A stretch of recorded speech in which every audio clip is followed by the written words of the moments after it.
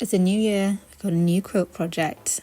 I'm going to be making this quilted wall hanging in today's video. I share some little quilting tips and tricks, so I hope you enjoy the video.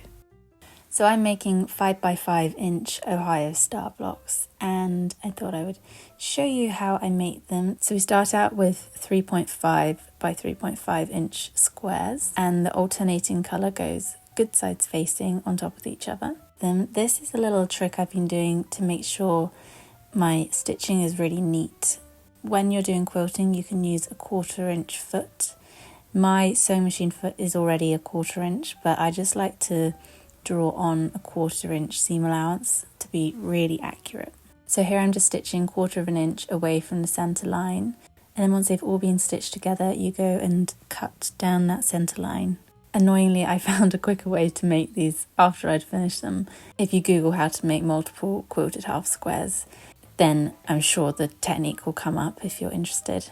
Part of why I wanted to do this project is so that I get to use my new rotary cutter, which is so good. I'm very glad I picked that up. And I'm also glad I picked up this little quilting ruler that I'm using, because originally I just had the larger one, which is obviously very useful, but I really like this little one just for doing little tasks like this.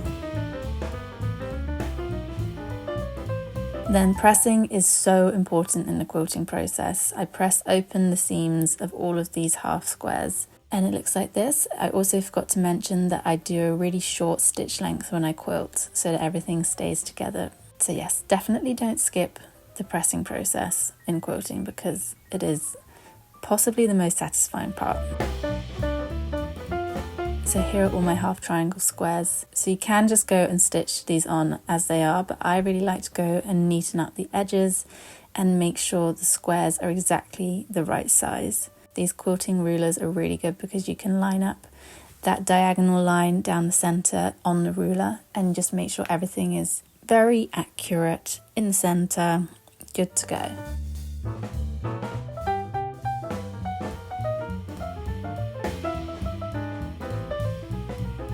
For the next step, I'm drawing a line down the center at a 90-degree angle to that seam. And I also drew on my 1/4 inch seam allowance here again, just so I could be super accurate. And then alternating colors need to go on top of each other, good sides facing, and we're going to really make sure we line up those corners that have the seam, and you just stitch down both sides with your 1/4 inch seam allowance. And you'll start to see the design coming together.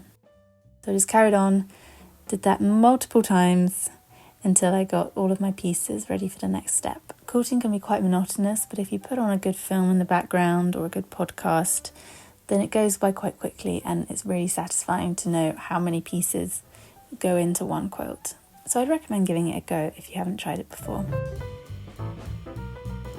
I then cut along that center line, and then we're going to take them all over to the ironing board again and open up the seam, giving them a good press.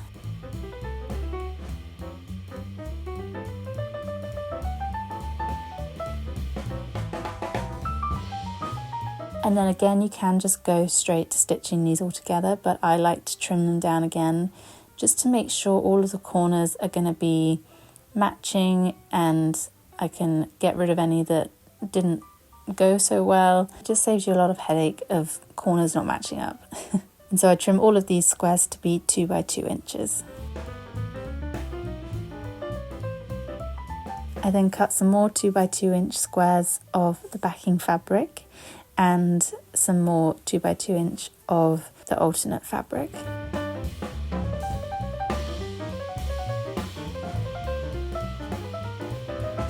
Then we can start playing around with the shapes and putting them in the right place so that we can start stitching the rows together. So once the pattern's how it should be, I then take 2 pieces at a time and just stitch them together with the 1/4 inch seam allowance. I stitch the 3 rows together, give them a press, and then I stitch those rows together.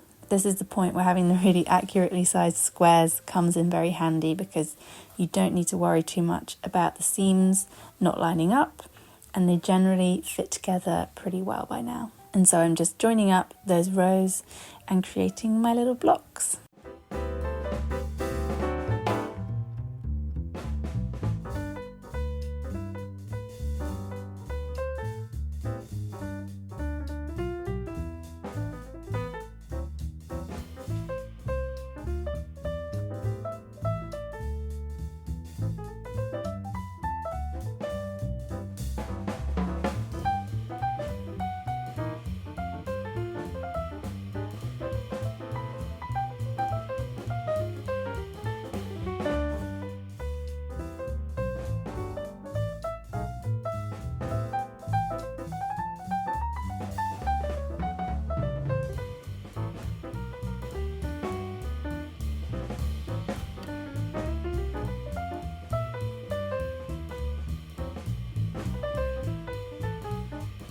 Then when I press the blocks, I start by pressing the seam flat first, and then I just fold it over with my hand and sort of press it down as though I'm creasing it.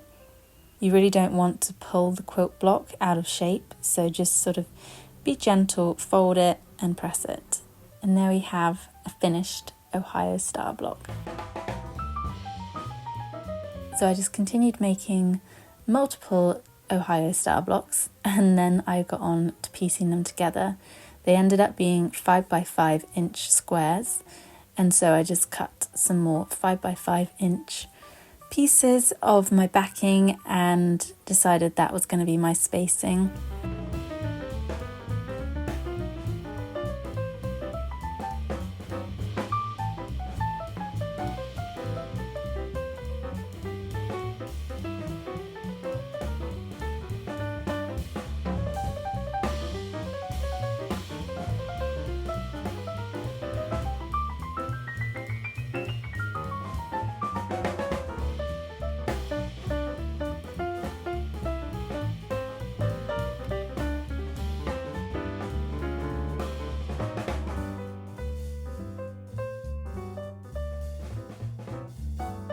When I'm attaching the long pieces of pieced together blocks, I like to cut the strip so that it's a bit longer than the strip I'm attaching it to, so that I can then go and just trim it at the end. And then when I was adding the next block of quilting, I really tried to make sure that it was going to line up with the previous blocks.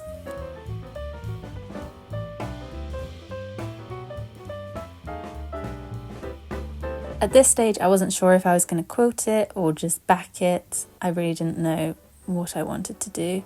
I ended up finding this white fabric that I had in my studio and decided that would be the best thing to back the quilt with, because there's a lot of white in it already. And I find when you do a white quilt, you want to make sure you have a white backing or something white behind it so that the seams don't show all of the seam allowance, because I don't really like that. I didn't show this bit on camera, but I made a little channel seam that ran across the top, and then I put my quilt on top and stitched the top along that channel seam so that that was nice and straight. I trimmed off any excess at the top, and then I lay out the quilt so that it was completely flat, and I trimmed the bottom of the lining against the top of the quilt.